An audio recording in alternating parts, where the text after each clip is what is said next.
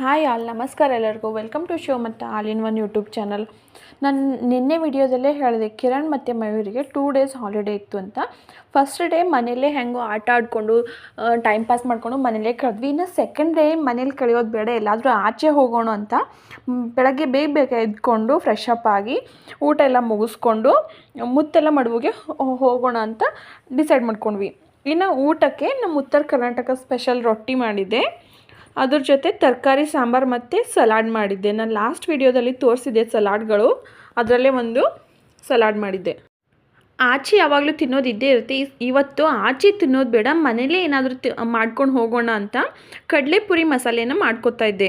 ನಮ್ಮ ಉತ್ತರ ಕರ್ನಾಟಕದ ಕಡೆ ಈ ಥರ ಪಿಕ್ನಿಕ್ ಏನಾದರೂ ಹೋದರೆ ಮನೇಲೇ ಕಡಲೆಪುರಿ ಮಸಾಲೆ ಮಾಡಿಕೊಂಡು ಆಚೆ ಹೋಗಿ ತಿನ್ನೋಕ್ಕಂತೂ ತುಂಬಾ ಖುಷಿ ಆಗುತ್ತೆ. ಅದಕ್ಕೆ ಇವತ್ತು ಕಡಲೆಪುರಿ ಮಸಾಲೆ ರೆಡಿ ಮಾಡ್ಕೊತಾ ಇದ್ದೀನಿ. ಅದಕ್ಕೆ ಒಂದು ಸ್ವಲ್ಪ ಎಣ್ಣೆ ಹಾಕ್ಕೊಂಡು, ಎಣ್ಣೆ ಬಿಸಿ ಆದಮೇಲೆ ಜೀರಿಗೆ ಹಾಕ್ಕೊಂಡು, ಜೀರಿಗೆ ಒಂದು ಸ್ವಲ್ಪ ಕೆಂಪಾದಮೇಲೆ ಜಜ್ಜಿದ ಬೆಳ್ಳುಳ್ಳಿ ಮತ್ತು ಒಂದು 4ರಿಂದ 5 ಹಸಿಮೆಣ್ಸಿನ್ಕಾಯಿ ಮತ್ತು ಕರಿಬೇವಿನ ಸೊಪ್ಪನ್ನು ಹಾಕ್ಕೊಂಡು ಅದಕ್ಕೆ ಚೆನ್ನಾಗಿ ಬಾಡಿಸ್ಕೊತಾ ಇದ್ದೀನಿ. ಇದು ಬಾಡಿದ ಮೇಲೆ ಒಂದು ಸ್ವಲ್ಪ ಶೇಂಗಾವನ್ನು ಹಾಕೋತಾ ಇದ್ದೀನಿ ಮತ್ತು ಒಂದು ಸ್ವಲ್ಪ ಹುರಿಗಡಲೆ ಮತ್ತು ಒಣ ಕೊಬ್ಬರಿಯನ್ನು ಹಾಕೋತಾ ಇದ್ದೀನಿ. ಇದು ಚೆನ್ನಾಗಿ ಫ್ರೈ ಆದಮೇಲೆ ಇದಕ್ಕೆ ಒಂದು ಸ್ವಲ್ಪ ಅಚ್ಚ ಖಾರದ ಪುಡಿ, ಗರಂ ಮಸಾಲ, ಉಪ್ಪು, ಅರಿಶಿನ ಮತ್ತು ಜೀರಿಗೆ ಪುಡಿ ಮತ್ತು ಧನಿಯಾ ಪುಡಿ, 1 ಸ್ಪೂನು ಸಕ್ಕರೆ, ಇದೆಲ್ಲ ಇವಾಗ ಇದಕ್ಕೆ ಸೇರಿಸ್ಕೊಂಡು ನೀಟಾಗಿ ಮಿಕ್ಸ್ ಮಾಡ್ಕೊತಾ ಇದ್ದೀನಿ. ಇವತ್ತೊಂದು ಮಿನಿ ಪಿಕ್ನಿಕ್ ಥರ ಬೆಳಗ್ಗೆ ಹೋಗಿ ಸಂಜೆ ಅಂದರೆ ನೈಟೇ ಆಗಿತ್ತು, ನೈಟ್ ಬಂದ್ವಿ. ನನ್ನ ಮಗನಿಗೆ 3 ಡೇಸ್ ಹಾಲಿಡೇ ಇತ್ತು.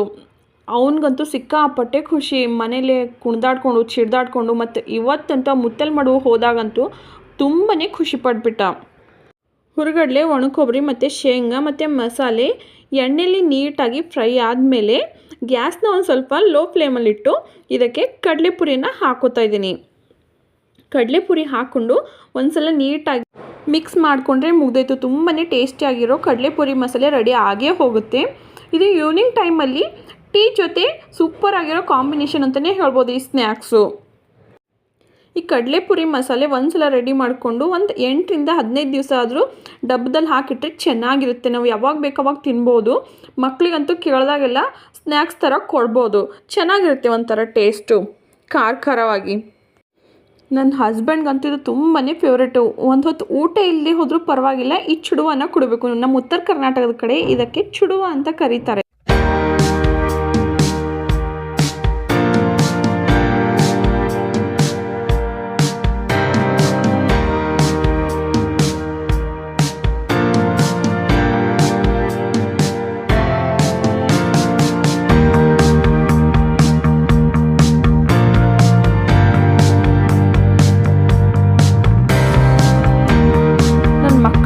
ಆಚೆ ಹೋಗೋದಂದರೆ ತುಂಬಾ ಖುಷಿ.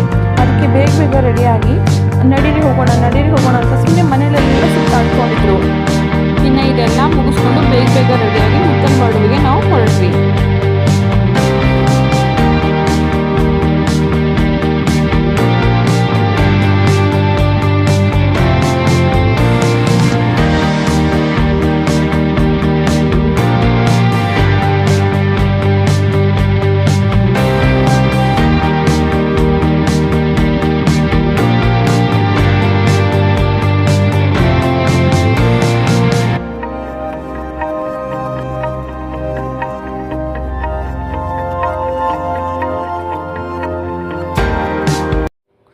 ನಮ್ಮ ಮನೆಗೂ ಹತ್ತಿರ ಮತ್ತು ಚಿಕ್ಕ ಮಕ್ಕಳಿದಾರಲ್ಲ, ದೂರ ಹೋಗೋದು ಬೇಡ, 1 ಡೇನಲ್ಲಿ ಬೇಗ ಹೋಗಿ ಬೇಗ ಬರಬೇಕು ಅಂತ ಇಲ್ಲಿ ಬಂದ್ವಿ. ಎಂಟ್ರಿ ಫೀಸು ಅಷ್ಟೊಂದೇನು ಜಾಸ್ತಿ ಇಲ್ಲ, 20 ರೂಪೀಸ್ ಮಾತ್ರ.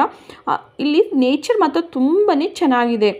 ಸುತ್ತಲೂ ಬೆಟ್ಟ ಗುಡ್ಡ, ಹಚ್ಚ ಹಸಿರಾಗಿರೋ ಗಿಡ ಮರಗಳು ತುಂಬಾ ಚೆನ್ನಾಗಿದೆ. ನೀರು ಒಂದು ಸ್ವಲ್ಪ ಇಲ್ಲಿ ಕಡಿಮೆನೇ ಇತ್ತು. ಇವಾಗ ಮಳೆ ಕಡಿಮೆ ಅಲ್ವಾ, ಅದಕ್ಕೆ ನೀರು ಕಡಿಮೆ ಇದ್ವು ಅನಿಸುತ್ತೆ. ಇನ್ನು ಮಳೆ ಬೀಳೋ ಟೈಮಲ್ಲಿ ಹೋಗಿದರೆ ನೀರು ಜಾಸ್ತಿ ಇರ್ತಾಯಿತ್ತೇನೋ. ಅಷ್ಟರಲ್ಲಿ ಎಲ್ಲರೂ ಆಟ ಆಡ್ಕೊಂಡಿದ್ರು. ನಾವು ಅಷ್ಟೇ ನೀರಲ್ಲಿ ಹೊರಡ್ವಿ. ನಾವೇನು ಜಾಸ್ತಿ ನೀರಲ್ಲಿ ಏನು ಆಟ ಆಡಿಲ್ಲ. ಕಿರಣ್ ಮಾತ್ರ ಪೂರ್ತಿ ನೀರಿಗೆ ಇಳ್ಕೊಂಡು ಈಜೆಲ್ಲ ಆಡಿಕೊಂಡು ಅವನಿದ್ದ. ಇನ್ನು ಮಕ್ಕಳಂತೂ ಒಂದು ಸ್ವಲ್ಪ ಭಯ ಪಡ್ತಾಯಿದ್ರು. ನಾವು ಹೋಗಲಿಲ್ಲ ಅಷ್ಟೊಂದು ನೀರಿಗೆ. ನಾವು ಹೋಗಿ ಅಲ್ಲೊಂದು ಮರದ ಕೊಂಬೆ ಥರ ಏನೋ ಇದು ಅದು ಇತ್ತು, ಅದ್ರ ಮೇಲೆ ಹೋಗಿ ಸುಮ್ಮನೆ ಕೂತ್ಕೊಂಡ್ವಿ ನಾನು ಮತ್ತು ನನ್ನ ತಂಗಿ ಮಯೂರಿ. ಅಲ್ಲಿ ಆಳನೂ ಅಷ್ಟೊಂದು ಏನು ಇರಲಿಲ್ಲ, ಅದಕ್ಕೆ ಚಿಕ್ಕ ಮಕ್ಕಳೆಲ್ಲ ಚೆನ್ನಾಗಿ ಆಟ ಆಡ್ತಾಯಿದ್ರು. ನನ್ನ ಮಕ್ಕಳೇನು ನೀರಿಗೆ ಹೋಗಿಲ್ಲ, ಭಯ ಪಡ್ತಾಯಿದ್ರು. ಆದರೂ ಕಿರಣ್ ಚಿಕ್ಕವನಿಗೆ ಭುಜದ ಮೇಲೆ ತೊಗೊಂಡು ಒಂದು ಸ್ವಲ್ಪ ಒಳಗಡೆ ಕರ್ಕೊಂಡು ಹೋಗಿ ಮತ್ತೆ ತಿರ್ಗಾ ವಾಪಸ್ ತಂದುಬಿಟ್ಟ.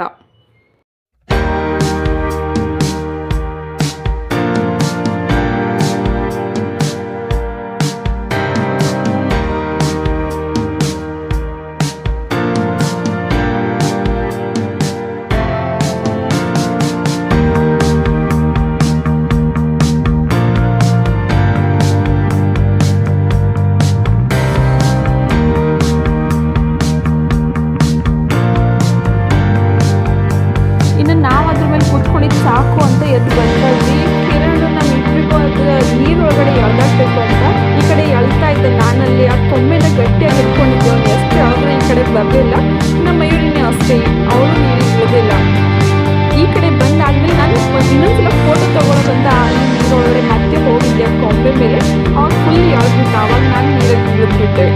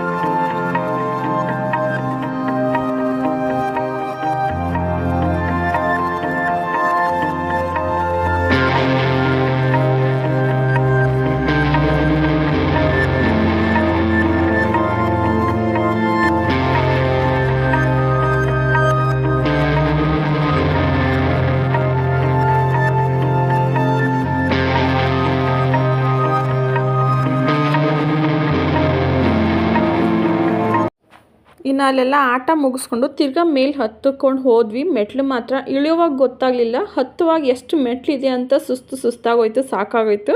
ಇನ್ನು ಮೆಟ್ಲು ಹತ್ತಾದಮೇಲೆ ಅಲ್ಲಿ ಒಂದು ಚಿಕ್ಕ ಪಾರ್ಕ್ ಇತ್ತು. ಆ ಪಾರ್ಕಲ್ಲಿ ಒಂದು ಸ್ವಲ್ಪ ಆಟ ಆಡಿಕೊಂಡು ನನ್ನ ಮಕ್ಕಳಿಗಿಂತ ಜಾಸ್ತಿ ನಾವು ದೊಡ್ಡರೇ ಜಾಸ್ತಿ ಎಲ್ಲ ಆಟ ಆಡಿದ್ವಿ. ತುಂಬಾ ಖುಷಿ ಆಯಿತು. ಮಕ್ಕಳ ಜೊತೆ ನಾವು ಮಕ್ಕಳಾಗೋಗಿ ತುಂಬಾ ಎಂಜಾಯ್ ಮಾಡಿದ್ವಿ ಆ ಪಾರ್ಕಲ್ಲಿ ನಾವಂತೂ.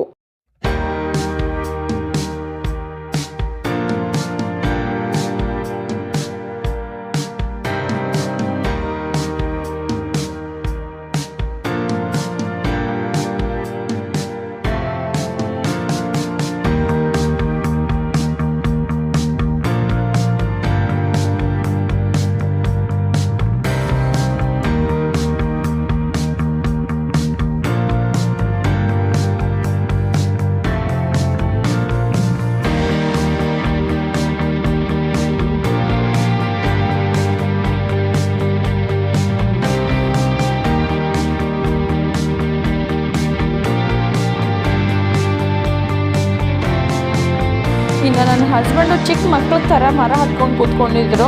ಅವ್ರನ್ನ ನೋಡಿ ನನ್ನ 2 ಮಕ್ಕಳು ನಾವು ಹತ್ತಬೇಕು, ನಾವು ಮೇಲೆ ಹೋಗಬೇಕು ಅಂತ ಹಠ ಮಾಡ್ತಾಯಿದ್ರು. ಚಿಕ್ಕವನಂತೂ ಮೇಲೆ ಹತ್ತೋಕೆ ಟ್ರೈ ಮಾಡ್ತಾಯಿದ್ದ, ಆದರೆ ಅವನಿಗೆ ಆಗ್ತಾ ಇರಲಿಲ್ಲ. ಇನ್ನು ಅವ್ರು ಹತ್ತಿ ಇಳಿದಾದ್ಮೇಲೆ ಅವನ ಸಮಾಧಾನಕ್ಕೋಸ್ಕರ ಅವನಿಗೂ ಒಂದು ಸ್ವಲ್ಪ ಮೇಲೆ ಹತ್ತಿಸಿ ಕೂರಿಸಿದ್ರು.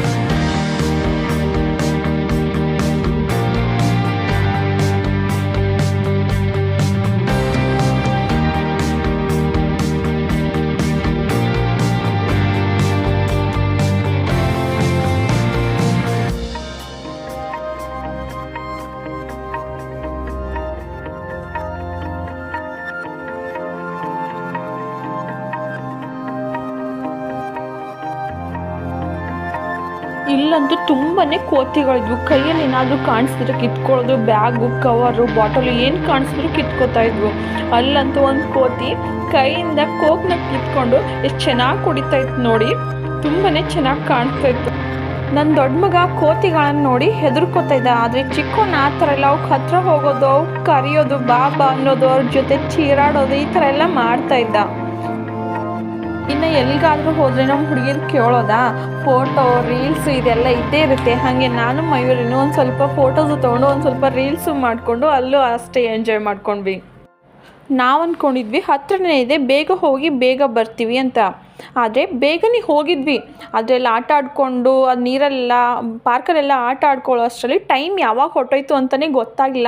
ಮನೆಗೆ ಬರೋ ಅಷ್ಟರಲ್ಲಿ ಫುಲ್ ಕತ್ಲೆ ಆಗೋಯಿತು. ಇನ್ನು ಈವ್ನಿಂಗ್ ಟೈಮಲ್ಲಿ ಟ್ರಾಫಿಕ್ ಅಂತೂ ಕೇಳೋದೇ ಬೇಡ, ತುಂಬಾ ಟ್ರಾಫಿಕ್ ಇತ್ತು. ಇನ್ನು ಮನೆಗೆ ಬರೋ ಅಷ್ಟರಲ್ಲಿ 8:30 ಆಗೋಗಿತ್ತು. ಈ ವಿಡಿಯೋ ನಿಮಗೆ ಇಷ್ಟ ಆದರೆ ದಯವಿಟ್ಟು Shivamogga all in one YouTube ಚಾನಲ್ಗೆ ಲೈಕ್ ಮಾಡಿ, ಶೇರ್ ಮಾಡಿ ಮತ್ತು ಸಬ್ಸ್ಕ್ರೈಬ್ ಮಾಡಿ. Thank you for watching.